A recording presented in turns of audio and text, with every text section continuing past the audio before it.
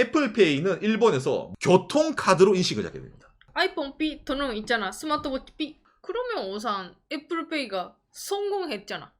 그렇게 느끼잖아요. 아직 아닙니다. 예. 구독과 좋아요, 알람 설정 감사합니다. 일본에서 애플페이가 성공하지 못한 이유라는 내용인데, 대한민국에서 요새 뉴스에서 시끌벅적하죠. 애플페이가 드디어 대한민국에 상륙을 한다더라. 어머나.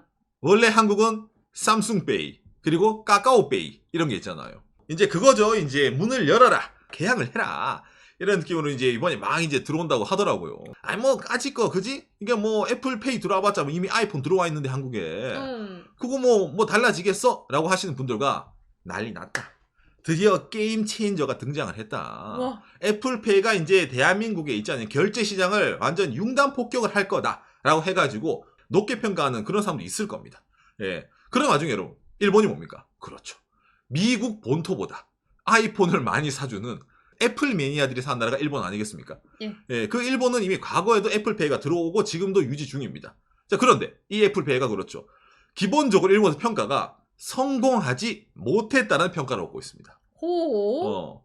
이 일본에서 왜 애플페이는 실패를 했을까? 성공을 하지 못했을까? 거기에 대한 이유를 한번 들어보시고, 그럼 한국은 어떨까라는 그런 생각해보는 것도 나쁘지 않아 보이네요. 먼저 이걸 보면서 이야기를 해보도록 합시다.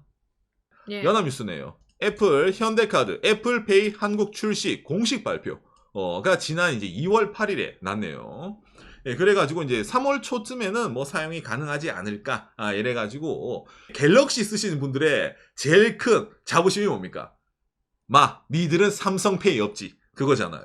아이폰 유저들이 이제 드디어 이제 애플페이가 왔다 이래가지고, 이러면 이제 그냥 아이폰이 최고니 갤럭시가 최고니 이래가지고 싸우는데 저는 둘 다 씁니다. 예. 예, 아무튼 그래가지고 이제 그런 상황인데, 서울경제네요. 애플페이 때문에 포스기 바꿔야 하나요? 결제 기계죠. 예, 애플페이가 기존에 있는 삼성페이라든지 다른 것과 다른 이제 결제 방식, 이걸 이제 NFC라고 하는데, 기존에는 MST, 마그네틱, 자석 있잖아요. 그러니까 삼성페이는 이제 여기서 이제 자석을 날리는 거야. 자기장 이래가지고. 그래서 기존에 그 있잖아, 플라스틱 카드랑 똑같은 식으로 쓸 수가 있었는데, 애플페이는 이제 무선 통신이죠. NFC 근거리 통신을 삑 하고 해야 되기 때문에, 그러니까 뭐 와이파이가 뜬다고 보면 됩니다. 그거에 이제 대응하는 기계 있잖아요. 맨날 그 편의점 가면은 카드를 꽂아주세요 이랬는데, 이제 카드를 꽂는 게 아니란 말이에요. 갖다 대주세요 있잖아. 새로운 것이 들어옴으로 인해 가지고 이제 인프라를 제대로 이제 다시 한번 깔아야 되기 때문에, 어떤 의미로는 거기에 대한 이제 걱정이 생기는 거죠. 독과점 우려 나온 애플페이 공정위 국내 역량 모니터링 이래가지고 이제 여기에 대해서 이제 대한민국에서도 이제 애플페이에서 약간 견제가 들어갑니다. 기본적으로 이 NFC 방식을 그렇게 많이 보급이 안 돼 있어요, 대한민국에는. 애플페이를 이제 사람들이 쓰면은 이제 무슨 도입해야 된다, 그런 식으로 좀 이제 어쩌면 강요되는 게 생길 수도 있기 때문에 얘 관련해가지고는 뉴스가 뜨는 거죠. 그리고 이것뿐만도 아니죠. 이게 좀 상당히 큰 뉴스일 건데, 애플페이를 견제하기 위해서 삼성과 네이버 간편 결제가 손잡았다 이래가지고 애플페이가 온다니까 진짜 위기감이 느끼지 않습니까? 예, 그러니까 기존에 이제 뭐 QR코드 결제나 이런 네이버페이, 친구랑 손을 잡아가지고 좀 자기들은 이제 세력을 좀 유지를 하겠다, 이런 속셈 같죠. 그런 와중에 일본 애플페이가 언제 들어왔냐면은, 일본 경제신문이네요. 이미 일본에서는 지난 2016년에 들어왔습니다. 애플페이가 미국에서 시작된 게 2014년이거든요. 미국에서 생겨나고 10년 만에 들어온 거고, 한국에는. 일본에는 2년 만에 들어왔습니다. 왜 일본이 이렇게 빠르게 들어왔나요? 라고 했을 때 간단하죠. 말했지만은, 그렇죠. 일본 사람들 스마트폰 거의 다 아이폰 씁니다. 이게 일본의 스마트폰 점유율이거든요. 2023년 1월달 기준입니다. 애플 67.3, 소니 9, 삼성 6. 기본적으로, 그렇죠. 일본에서 스마트폰 하면 애플, 아이폰이라고 생각하시면 됩니다.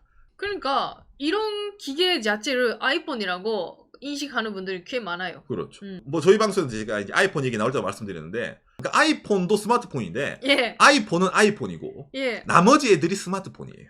맞아. 예. 이제 애플 입장에서도 이제 역시 애플페이 해보자 해서 이제 일본에 들어왔던 거예요.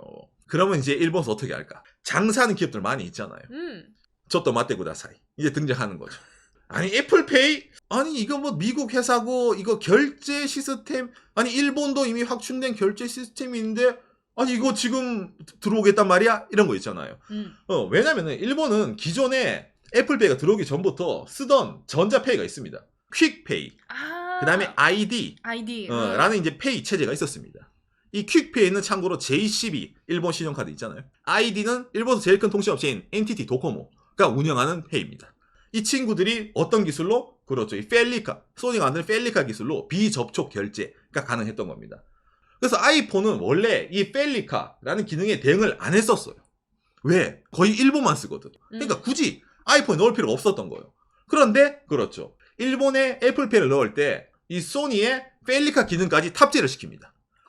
그러니까 이제 여러분 그 뭐 일본에 뭐 이거 뭐 여러 가지 있다며요. 다 때려치우고 이제 애플페이가 등장합니다. 일본에 니들 뭐 펠리카 대응되는 단말기 애플페이 쌉 가능. 엄청난 이제 압박이 들어오는 거죠. 그런 상황에서 뭡니까? 잠깐만. 저게 무슨 말이지? 뭐 애플 뭐 휴대폰 만드는 회사가 무슨 우리는 그런 거 안 됩니다. 라고 그렇죠. 이 비자 마스터를 등반한 신용카드 업체들이 들고 일어나는 겁니다. 그러다 보니까 애플페이가 들어올 때 퀵페이랑 아이디랑 기능이 똑같았잖아요. 펠리카의 대응. 얘들 기능은 들어오는데 애플페이도 같이 이 비자 마스터를 등반한 신용카드 기능을 빼고 들어오게 된 겁니다. 일본에서 2016년도에. 그러니까 지금처럼 신용카드 등록하고 삐 하는 걸 못했다는 거. 그렇죠. 그런 걸 못하는 겁니다. 이런 식으로 시장을 막아놨던 겁니다. 그러다 보니까 보급이 상당히 더디다고 느끼지 않습니까? 쓸 이유가 없잖아요. 차라리 카드 쓰던가 다른 거 하지. 그죠? 그런데 애플에게 구세주가 등장합니다. 열차가 들어오고 있습니다. 일본 철도 회사들이 여기에 관심을 가집니다. 일본 철도는 대부분 사람들이 이 스이카라고 하는 미리 충전을 해가지고 예. 삑 하는 이런 카드, 교통카드 있잖아요. 이걸 썼습니다. 이것 또한 어떤 방식? 펠리카 방식입니다. 소니의. 그러니까 애플페이가 일본에 들어오는데 아이폰에 펠리카 기능을 넣는다네? 그러면은 스이카 이거를 애플페이에 넣게 되면은 유저들이 더욱더 편리하게 쓸 수 있지 않을까라는 계산이 나오는 거예요. 철도회사 입장에서도. 그리고 철도회사도 엄청나게 밉니다. 왜 밀까? 이게 여러분 기본적으로 프리페이드 카드예요. 기업을 하는 입장에서 뭐 고객이 후불을 한다든지 아니면 체크카드로 바로 그때그때 돈 떼는 것도 좋지만은 미리 우리 회사에 돈을 충전을 해주면은 기업에 대해서 얼마나 든든합니까? 확보된 이익인데 더 많이 편리하게 만들어서 프리페이드 충전을 많이 시키겠다. 그래가지고 이게 급속도로 뭡니까? 애플페이는 일본에서 뭘로 자리 잡나요? 그렇죠. 교통카드로 인식을 하게 됩니다. 이거는 일본 사람들 정말 많이 쓰기 때문에 아이폰 삐 등록 있잖아. 스마트워치 삐. 그러면 우선 애플페이가 성공했잖아. 그렇게 느끼잖아요. 애플 입장에서는 그렇게까지 좋은 입장이 없습니다. 왜냐면은 이게 말했잖아. 후불이라든지 신용거래가 생겨야지 수수료 떼먹고 있잖아요. 이런 게 좀 생기는데 이건 그냥 단순하게 카드를 안에 넣은 것 뿐이거든요. 애플페이라. 그러니까 페이가 아니지. 그냥 교통카드지 그냥. 사람들에게 인지도를 올리는데 효과는 있었지만은 이거는 짭짤하지가 않았어요. 솔직히 말하면. 자기가 원하는 대로는. 그렇죠. 그런 애플에게 하늘이 내린 찬스가 나옵니다. 뭐가 나오죠? 그렇죠. 도쿄올림픽. 일본 정부가 생각을 하는 거예요. 도쿄올림픽을 하게 되면은 코로나 전에 해외에서 사람들이 많이 올 거야. 그런데 일본은 뭐 펠리카부터 이래가지고 아이고 뭐 이렇게 독자 교육이 있지? 전 세계에서 오는 사람들이 힘들어지지 않을까? 라는 생각이 드는 거겠죠. 그런데 뭡니까? 비자 마스터가 뻗대는 거예요. 죽어도 애플페이 안 간다. 못 간다. 나를 죽여라. 들이누운 거야. 비자도 여기서 놀고 있지만 않았습니다. 비자 카드도 도쿄올림픽 그거 스폰서 이런 하잖아. 올림픽 스폰서. 터치 결제 있잖아. 신용카드 자체로도 삑삑 가능합니다. 이걸 엄청 홍보했었어요. 어디에서도 광고를 볼 수 있는 정도. 그렇죠. 그런데 그 통하나요? 안 통해요. 아니 뭐 갖고 있는 그냥 카드로 그냥 꽂나 하나 거서 거지. 그렇게까지 시야가 올라가지 않았던 겁니다. 해외에서 오는 신용카드 고객들이 일본에서 못 쓰게 되고 이러면은 나중에 알게 되면은 우리가 나쁜 놈이 되는데. 그러다 보니까 이 친구들이 백기를 들게 되는 겁니다. 2016년에 진출한 미국의 애플페이가 5년이 지나서야 드디어 완전한 애플페이로의 기능을 갖추게 된 거예요. 자, 그럼 이게 들어왔으니까 이제 애플페이가 이제 날개를 달아서 이제 그때부터 이제 날아올랐을 거라고 생각하지 않습니까? 아니죠, 여러분. 예? 아이폰에 비자, 마스터, 아멕스가 안 들어가는 거는 일본 사람들에게 문제가 아니었던 겁니다. 예? 일본 경제산업성에서 2022년 6월 달에 낸 캐시리스 결제 비율 산출이거든요. 그렇죠. 일본의 캐시리스가 32.5%로 점점점 늘어나는 추세입니다. 총 합이 100%잖아요, 결제가. 음. 100 빼기 32.5는 67.5는 뭘 쓴다고요? 그렇죠. 예, 현금을 씁니다. 박간에서도 영상 만들어 본 적 있네요. 그렇죠. 그러니까 애플페이에 신용카드가 들어오건 들어오지 않건 상관이 없던 거예요. 전철 탈 때 예전에 같으면 이거 카드 넣고 삑 했는데 야 이제 아이폰으로 삑삑 편하다. 진짜 편한 교통카드 생겼네. 야 스마트워치로 삑삑. 그런 이미지가 생기다 보니까 굳이 여기에 또 뭐 비자 카드 넣고 있잖아요. 할 그거 수고성을 필요성을 못 느낀 거예요.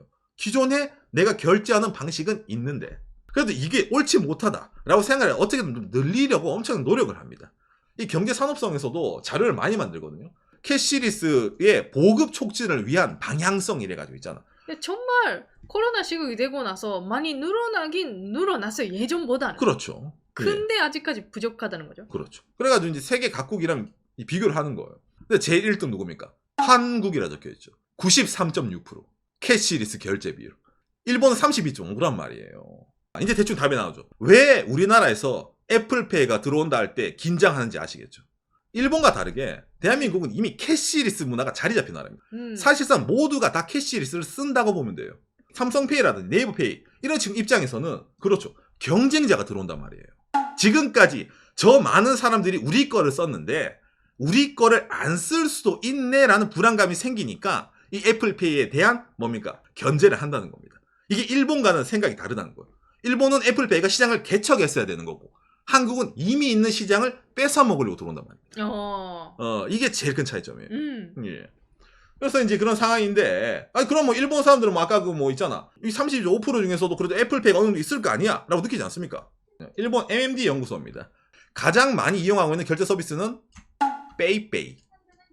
페이페이가 뭐라고? 이거요. 소프트뱅크 운영하는 거. 자, 그럼 이걸 왜 쓸까로 느끼지 않습니까? 여기서 일본 사람들의 아까 말한 특성이 등장합니다.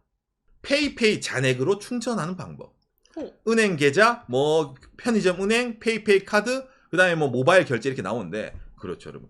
일본은 기본적으로 프리페이드를 좋아합니다. 일본에서 캐시리스의 제일 문제점 중에 하나가 신용카드는 돈을 나중에 내야 되잖아요. 그러니까 과소비를 할 수도 있고 내가 돈이 없더라도 돈 쓸 수 있다는 어찌 보면 그런 게 생기는 거예요. 맞아. 근데 선불 카드는 뭡니까? 충전식은 뭡니까? 내가 돈을 갖고 있는 현금을 전자로 바꾸는 거잖아. 교통카드 얘기할 때 무슨 말 했어요? 충전이니까 애플페이로 들어간다 했죠. 그러니까 기존에 있던 이 페이페이조차도 그렇죠. 충전식 결제란 말이에요. 이러니까 쓴단 말입니다. 어찌 보면 이제 결제 패턴, 소비 패턴이 다른 거죠, 일본은. 예, 그러다 보니까 이 이제 신용카드를 넣어서 뭐 쓰는 이런 기능이 있잖아요. 그게 좀 보급하기 힘들다라는 식으로 말이 나오는 겁니다. 왜 디플레이션이 온지 알겠죠? 예. 아니 이게 소비라는 게 예를 들어서 이거 다음 달 월급 들어오면은 지름신이 왔으니까 한번 질러볼까? 에라이 모르겠다. 가끔 이런 것도 있어야죠. 근데 일본은 그런 게 아니죠. 내가 이번 달 돈이 얼마 있으면은 이 중에서 얼마만큼은 그래도 모르니까 현금으로 좀 쓰고 얼마만큼 충전을 해놨다가 편의점 갈 때 삑. 그럼 어떻게 돼? 가진 거 이상으로 돈을 안 쓰게 되는 거예요. 그러니까 전체로 소비가 좀 침체된다라든지 경기가 그렇게까지 막 과열되는 현상이 잘 안 일어납니다. 이런 소비 현상이 기인해가지고 어쩌면 이제 기존에 있던 이런 애플페이의 이런 목적 달성이 좀 실패하게 되는 그런 일본 시장이 되는 거예요. 그렇기 때문에 일본은 정말 좀 특이하죠. 일단 사람의 이런 생각 마인드 자체가. 그래서 일본에서 이제 경계하던 이런 애플페이의 역습은 일본에서는 교통카드 정도로 그쳤다라고 말하는 게 현재의 상황입니다. 오늘 얘기한 이 애플페이 있잖아요. 일본에서는 일본 사람들이 아직까지 현금을 씁니다. 대신 뭐다? 그렇죠. 대한민국의 93.6% 대부분이 캐시리스를 쓰시는 여러분들 입장. 지금은 아니 옥상에 들어와 봤자 뭐 아이폰에 딸린 그 기능 아닙니까? 라고 하는데 저도 대한민국 분들은 가성비를 좋아한다는 느끼거든요. 예를 들어 이 친구들이 자본력을 바탕으로 다른 기업들이 못하는 캐시백이라든지 여러 가지 이벤트 행사라든지 어떻게든 자기네 걸 쓰면은 여러분들이 이득을 얻을 수 있다라는 식으로 해가지고 급속도로 성장할지도 모른다는 겁니다. 그리고 요즘은 있잖아 아이폰 좀 쓰고 싶은데 삼성페이 안 되니까 그렇죠. 안 산다. 그런 분들이 그러면 아이폰 사도 되네. 그런 느낌으로 갈 수도 있겠죠. 그러니까 성공할지 실패할지는 모르는데 일본보다는 한국이 애플 입장에서는 공략하기 쉬운 환경이라는 겁니다. 우리가 여러분 이거 한 10몇 년 전 기억 안 나십니까? 여러분들이 이거 접는 폴더폰 이런 거 쓰실 때 가운데 인터넷 버튼 잘못 눌러가지고 휴대폰 요금 많이 나오던 거. 근데 와이파이라는 게 등장을 해가지고 그게 많이 없어졌잖아요. 그거 누가 들고 왔습니까? 얘들이 들고 왔어요. 패러다임을 바꿨습니다. 그리고 우리나라 사람들이 변화에 빠르시잖아요. 대한민국 분들이. 아, 맞아요. 새로운 걸 좋아하고 음. 유행에 민감합니다. 모르는 거예요. 천하의 삼성이 이렇게 움직이고 있다는데. 그렇기 때문에 여기에 대해서 많은 이런 견제한다. 애플페이 저거 이런 뉴스 나오는 게 이상할 게 없다는 말입니다. 그래서 오늘 한 내용, 일본에서 애플페이가 성공하지 못한 이유, 여러분들의 참고가 되었으면 좋겠네요. 요시. 돈이라는 게, 흐름이라는 게 얼마나 무섭습니까? 흐름 맞아. 당신이 돈을 어떻게 쓰고 누구한테 쓰고 어떤 걸 좋아하고 당장에 요즘도 예전부터 유행하는 키워드 있잖아요. 빅데이터. 그거는 그냥 내가 이렇게 뭐 인터넷 검색이라든지 그런 패턴만 봐가지만 이제 돈의 흐름까지 걔들이 다 가져가 봐요. 얘는 월급이 들어오면은 이런 걸 사네. 월급날에 뭐 자동으로 뭐 있잖아. 뭐 광고 같다든지 뭐가 한다라든지 여러분들의 모든 삶의 패턴이 돈의 흐름 아닙니까? 돈의 흐름을 파악하는 자가 어찌 보면 세계를 지배할 수도 있는데 그래서 뭐 저거를 이제 뭐 과대평가 과소평가 하는 것도 아니고 지금 현재 그런 기업이 애플밖에 없기 때문에 예, 가능한 기업이 스마트폰과 더불어서 거기에 대해서 많은 나라 다른 데서 뭐 약간 위기감을 느끼던지 하는 것도 물론 있겠네요. 예.